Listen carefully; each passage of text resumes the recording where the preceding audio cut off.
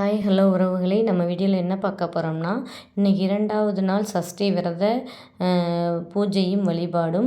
காலையில் வந்துட்டு நான் பருப்பு பாயாசம் வச்சு இன்றைக்கி நேற்று ஃபஸ்ட்டு நாளுங்கிறனால சாலை ஒரு விளக்கேற்றிருந்தேன். இன்றைக்கி ராலை 2வது நாள் விளக்கேற்றிருக்கேன். இதுதான் நம்மளுடைய வழிபாடு.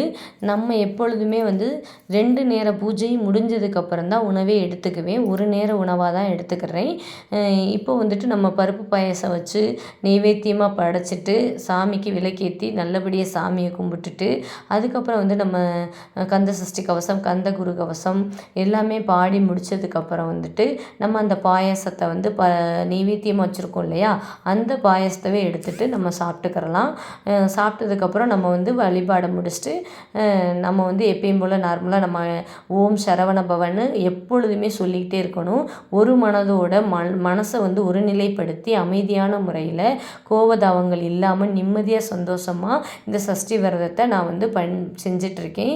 எனக்கு இது ரொம்ப நிறைவை கொடுக்குது, சந்தோஷமாகவும் இருக்குது.